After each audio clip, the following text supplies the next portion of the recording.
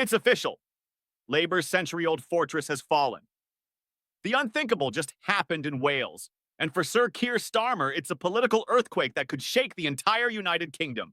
In the former mining town of Caerphilly, a place where Labour has ruled unchallenged for over 100 years, the party has just been humiliated, coming third behind both Plaid Cymru and Reform UK. This isn't a local wobble. It's a national warning siren. And tonight, everyone inside Labour HQ knows it. Let's start with the number, because they tell a story of collapse in real time. Plaid Cymru's Lindsay Whittle, a longtime local councillor and political survivor, took 47.4% of the vote, a swing of almost 27% away from Labour. Reform UK's candidate Lear Powell surged to 35.9%, and Welsh Labour's own man Richard Tunnicliffe limped home with just 11%, third place in what was once a jewel of the party's red heartland. That's not a defeat. That's an implosion. Caerphilly isn't just another Welsh seat. It's symbolic. The kind of place where generations of families voted Labour as naturally as they breathed. Coal miners, steel workers, teachers, the backbone of the post-war Labour movement. For decades, you could have weighed the votes rather than counted them. Now that same community has just voted Labour out, not narrowly, but decisively. For Starmer, it's not just a local embarrassment. It's the first domino. The by-election turnout broke records, over 50%, the highest in the history of the Senedd. That means this wasn't apathy. This was engagement. Voters didn't stay home. They went out to deliver a message, and it's written in capital letters. We're done waiting. Tapanisi. Plaid Cymru's victory speech was short but devastating. Whittle, the winner, said Omwasi, the people of Caerphilly have chosen honesty, community, and Wales first. Every word was a knife twist, not just to Labour's brand, but to its soul. Even Reform UK, which had been eyeing its first major win, was stunned. They didn't lose because they were rejected. They lost because voters tactically turned to Plaid to block them from breaking through. Reform increased its share massively, up from just 45 votes 4 years ago to over a third of the total electorate. That kind of rise would normally be a triumph. Tonight, it's a warning flare for the mainstream parties that the reform wave is real and still growing. But the shockwaves didn't stop in Wales. Inside Westminster, reaction was instant and brutal. Matt Vickers, the Conservative deputy chairman, didn't even try to hide his glee.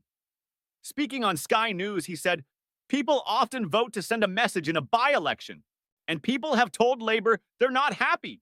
They've sent that message loud and clear." It's rare for Tories to celebrate while sitting third nationally themselves, but tonight the focus wasn't on them. It was on Labour's collapse. Because here's the truth. This wasn't about one seat. It was about trust. The same frustration that's been building across England over migration, housing, and the economy has now reached Wales. And it's directed squarely at Starmer's government.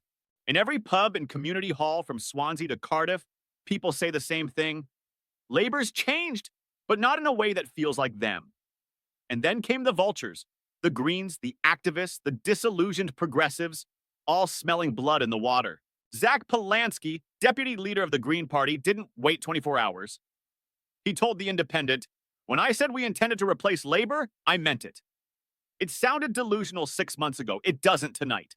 Polling from Techni UK now shows the Greens up 3 points to 12%, while Labour has plunged to 19%, levels not seen since before Starmer became leader. Polanski claimed his party has doubled its membership in 6 weeks. For decades, Labour's nightmare was losing to the right. Now it's bleeding to both sides, Reform taking the angry, alienated working class, and the Greens taking the idealists who once painted protest signs red instead of green. But Labour's top brass tried to spin it away.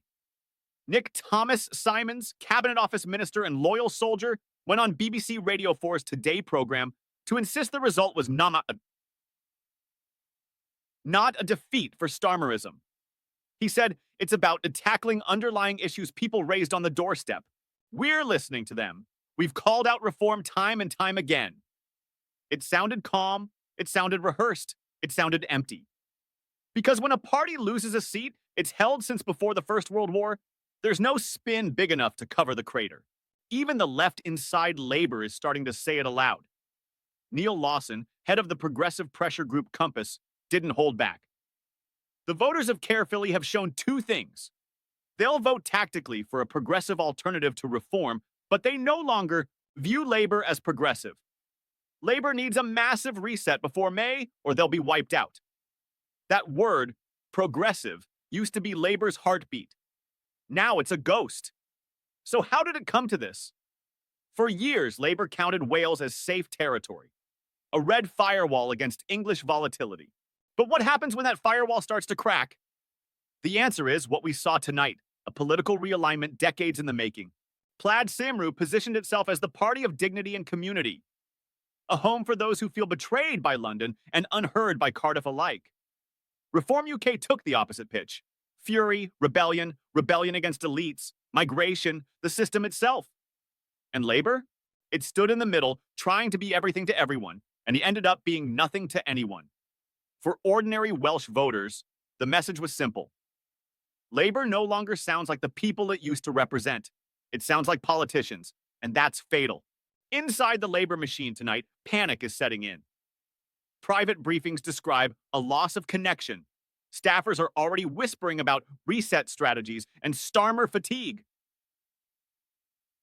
The Prime Minister is said to be furious and fearful because Caerphilly isn't an isolated event. It's a symbol. If Labour can lose here, it can lose anywhere. Every local party in South Wales, from Merthyr to Pontypridd, is staring at the map and wondering if they're next. The red wall that Labour rebuilt after Brexit has just cracked, not in England, but in the very soil where Labour was born.